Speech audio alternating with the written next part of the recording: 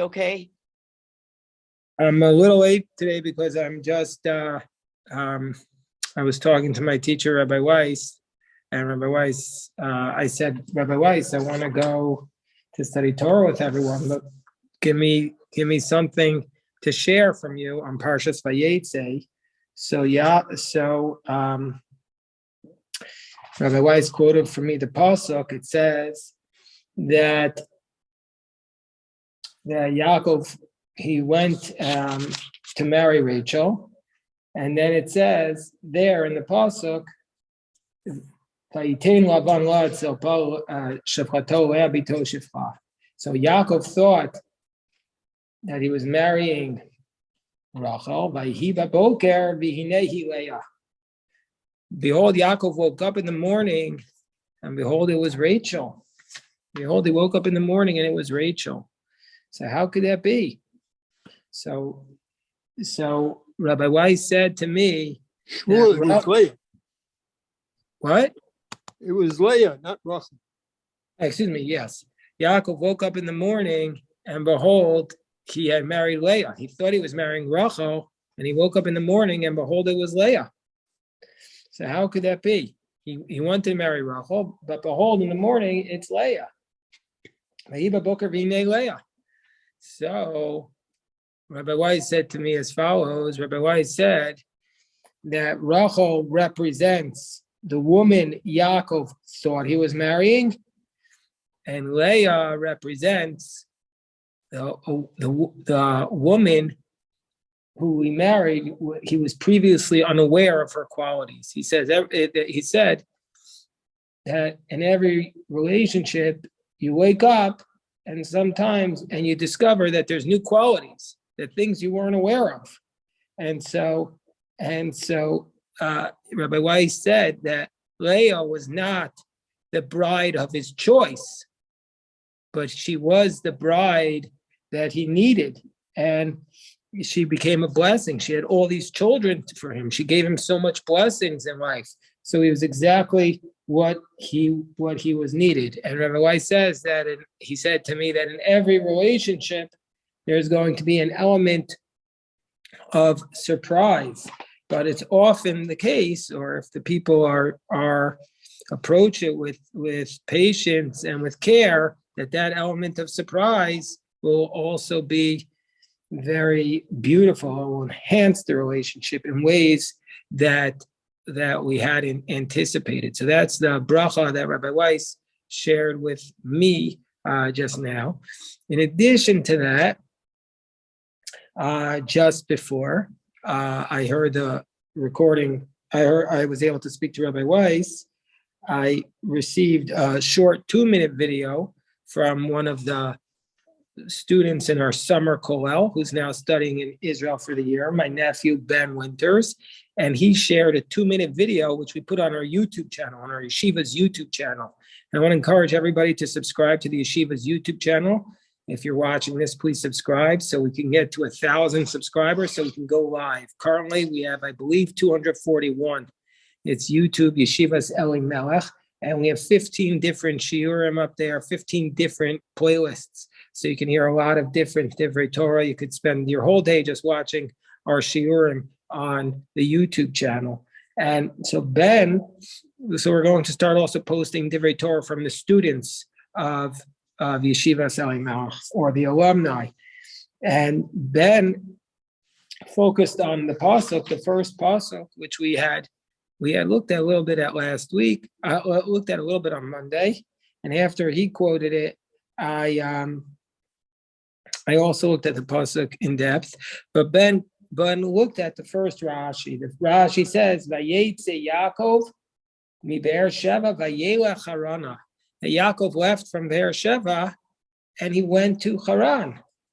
So Rashi comments on this verse. Rashi says, what do you mean Yaakov left from Be'er Sheva and he went to Haran?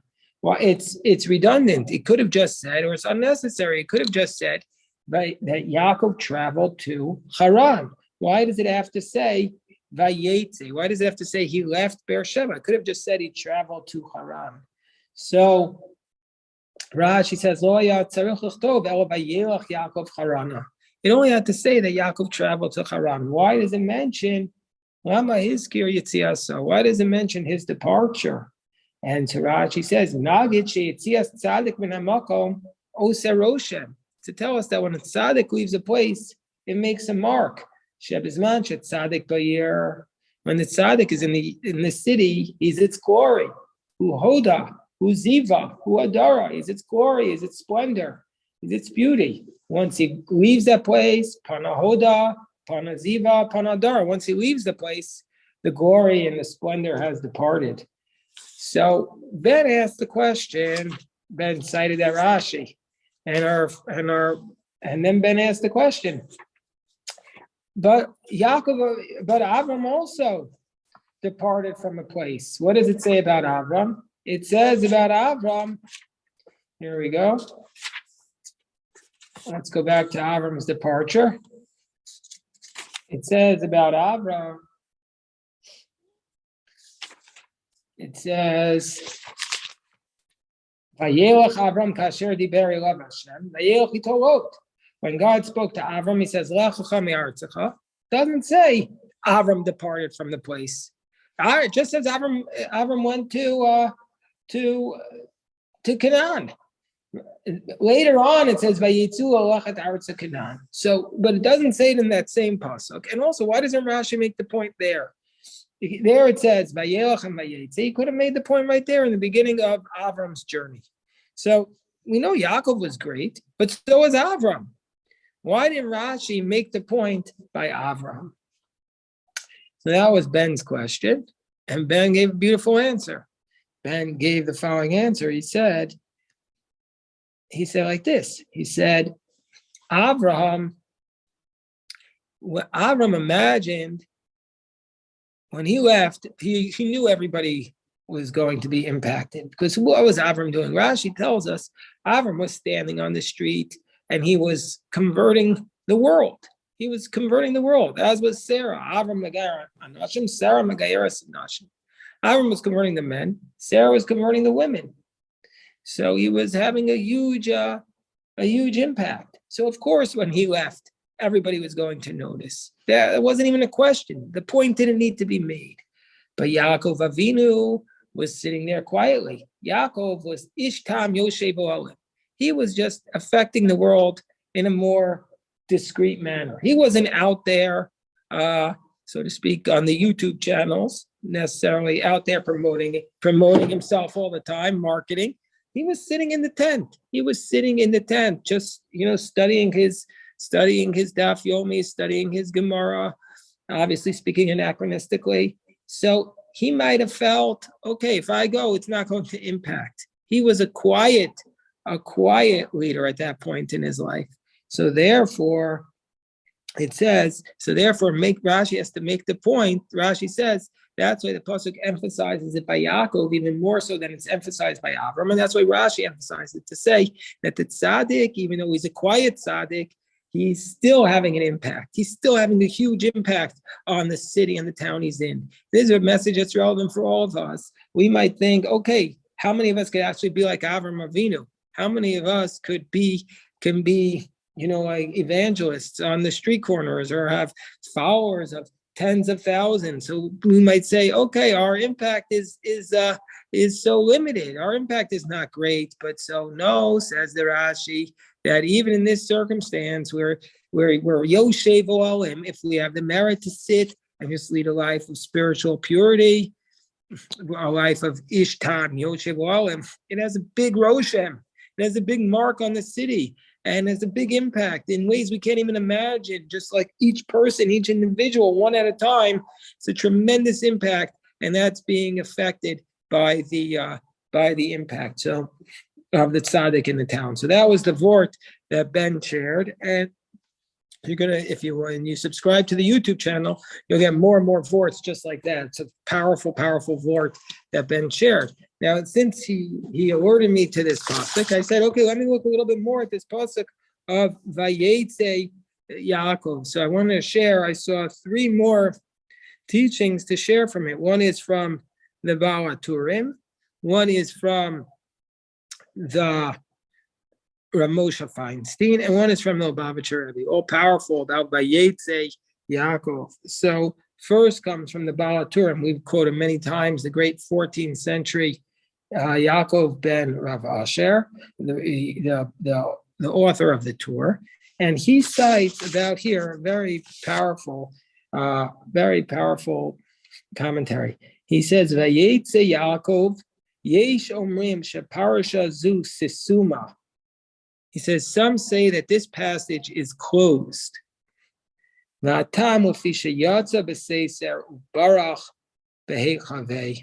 the reason, and they say that the reason is because he left secretly and he fled under a disguise. So this is a very, very different explanation than Rashi. Rashi says Vayetzei Yaakov mi Beersheva because it's to note just the departure of greatness.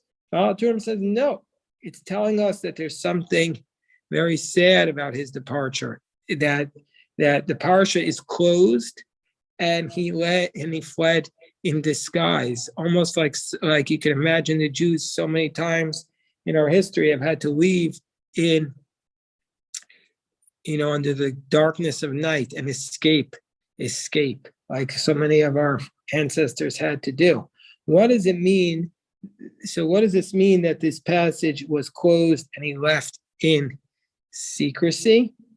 So first of all, I see on the channel with us today, Usamain, who I pretty sure he had to run away also in the darkness of night and escape when he left as a refugee. So maybe Usamain could, I don't know if Usamain is able to pop on and tell us this, but Usamain has a story like that. So I just saw him a second ago. Maybe when he gets to a place, he can pop back on. What does it mean that the passage is closed? So here, there's actually not unanimity about what it means. First of all, we should say, when we refer to a chapter in the Bible, that's not a Jewish practice. Although today it's basically become even the most traditional chumashim, like the Art Scroll and the Chabad, they'll also use the chapters. But the chapter heading, it was invented by Gentiles or really Christian Bible scholars. It's not related at all to halacha. And they were first introduced into the Tanakh and the Jewish sources by a printer named Yaakov ibn Adoniyahu in the 1524 Venice edition. So it was done just because it's a much easier way of finding a biblical verse. So that's why it was introduced. But by the way, I also see Lincoln's on the Zoom channel. Lincoln also knows what it means to run away in the middle of the night, having run away after spending years being tortured by a persecuting government. That's another point. But the point is, so the Torah wasn't divided up into chapters. The Torah was divided up, according to the Anshe Masorah, the Masoretic tradition, into parshios, into paragraphs. Some of the paragraphs were left open, and some of the paragraphs, meaning to say, when it's an open passage, it's basically like pressing enter on the keyboard and you go automatically to the next line. When it's a closed passage, it's a summa passage, and then it's like pressing the tab button. There's a space of 6 words usually. So usually in almost every parsha in the Torah, there would be a break, actually, a break and it will be a parsha sesuma that will be open. But there's one parsha where there's no openness, and Rashi refers to that, and that is Parshas Vayetzei, where the passage is closed, meaning it's not even closed. There's no gap. It immediately goes from the end of Parshas Vayigash into Vayetzei, and Rashi says it's because Jacob dies in that portion. But the Baal HaTurim here is recording a tradition that says that that this parsha also was closed because Yaakov had to leave like a refugee, like a prisoner, running away in the middle of the night. That's why this passage is also closed. And I think that's a very important different approach to the portion. There are two ways to look at Yaakov's departure. Was he departing by Rashi's first explanation that, or Rashi's explanation that the glory has departed, shows a person who was followed by people who was appreciated and loved. But if we focus on the fact that Yaakov left like so many of our ancestors did, under disguise, hiding like a criminal, God forbid. But then we're seeing it different. Yaakov was at the lowest point that humans are. He was in deep distress, deep despair, and it highlights his rise to greatness. It highlights his rise to greatness. Hold on 1 second. I have to just tell somebody hold on, in the middle of a shir. Let me just tell him. Hold on.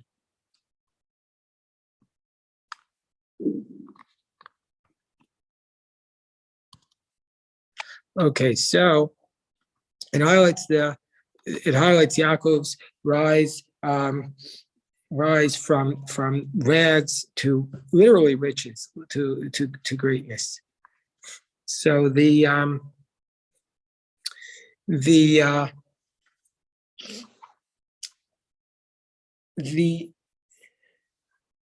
another approach that's possible to understand the Baal HaTurim. What does it mean by Vayetzei Yaakov? What does it mean when he says it's a Parsha Sesuma? It also could possibly mean there's only two passages in the Torah, and I'm very acutely connected to this because I write Sifrei Torah. Now, by the way, in the middle of my 5th Torah, Hashem should give me strength. If anybody wants to send me a WhatsApp message, I could show you what the writing looks like. I'm almost done with the 5th. I'm in the book of Devarim. So there's two passages in the Torah which have no breaks. It's one. Oh my gosh. Hold on 1 second.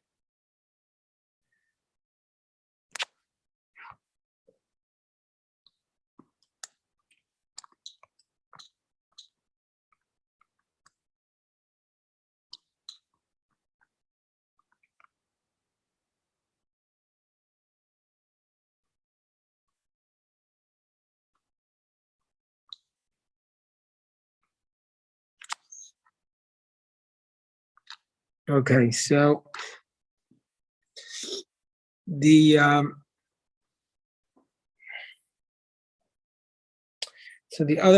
two the Parshas Vayetzei and Parshas Miketz are the only passages in the Torah that have no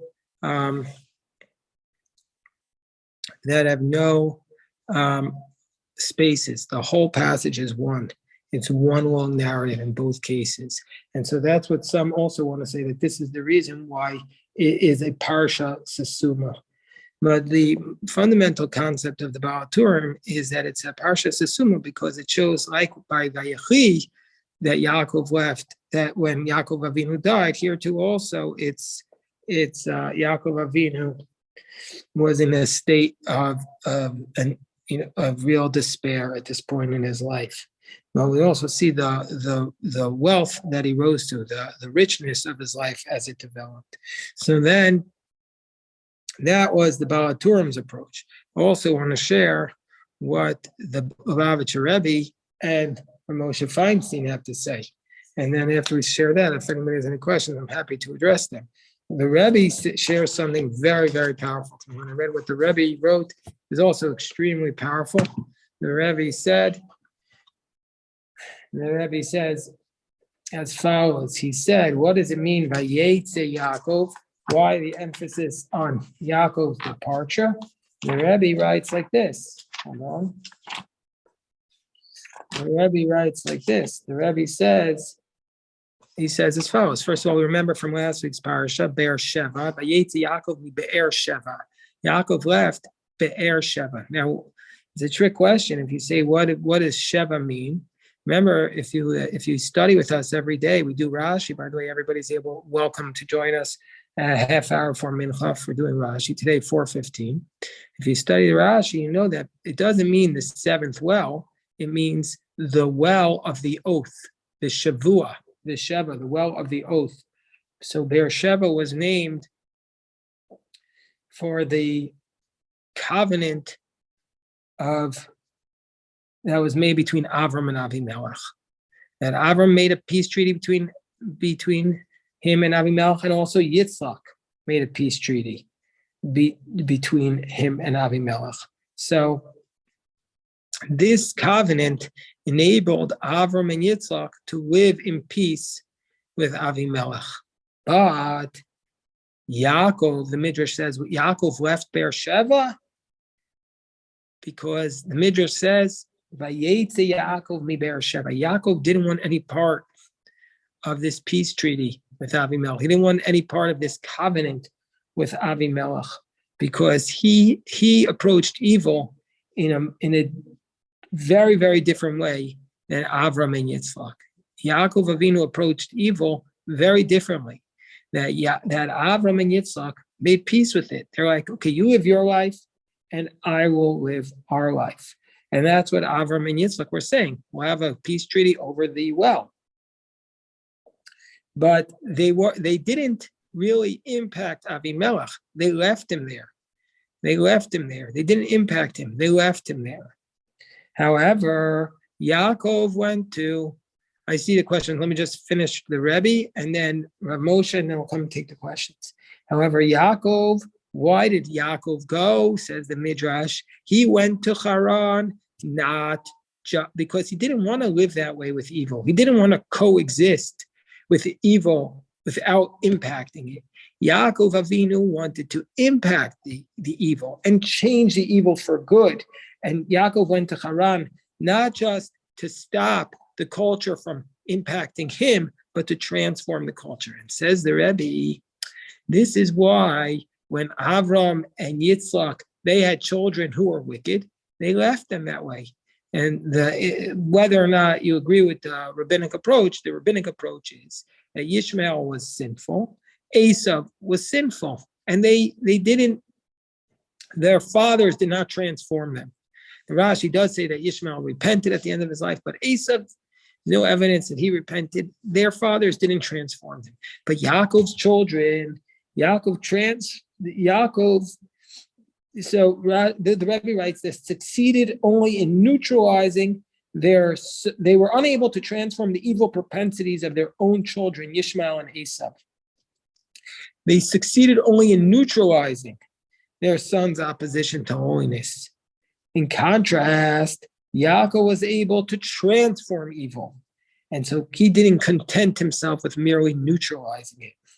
So therefore, Yaakov Avinu was able to transform all of his children. That's why it says by Yaakov, Mitaso Shalim, all of his children were able to ascend to ascend to complete holiness. So this is the message of the Rebbe on the words Vayetzei Yaakov. He's saying this powerful idea that Yaakov departed because he wanted to transform the evil. He departed from the covenant that Abraham and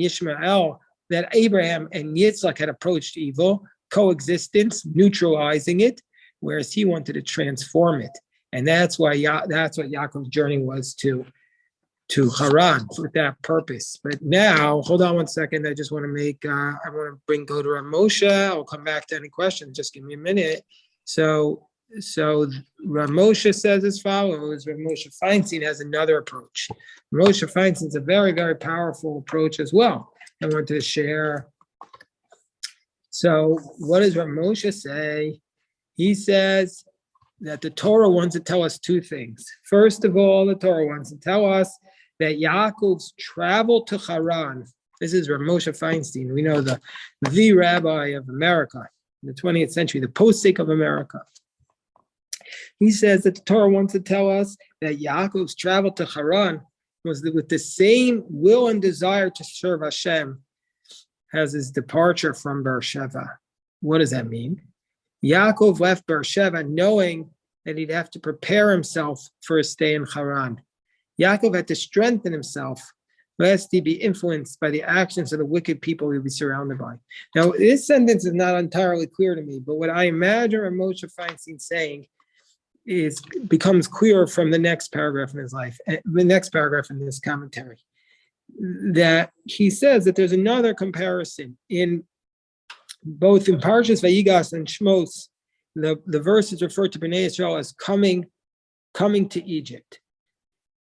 He says, why does it mean that they were coming to Egypt? In Shemos, they had been there for many years. Yaakov came down. His sons were already there. Habaim Mitzrayim.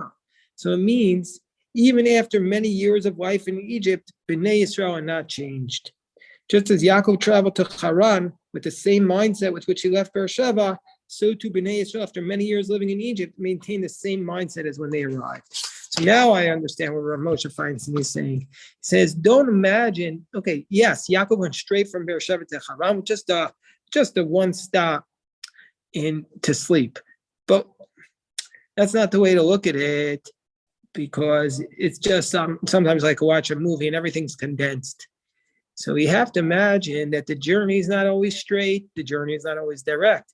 The journey is sometimes long and hard, as it was for the Jewish people in Egypt. And just having the same energy and the same drive and the same desire, the same commitment to the values and the principles that we had at the beginning, that's what Yaakov Avinu, just like when he left Beersheba, he had his commitments, he had his beliefs, he knew his ideals, he knew his values. So too, when he came to Haran, he was able to maintain the same principles and the same values. The journey was hard and it was difficult, but he was able to maintain that same energy and that same momentum.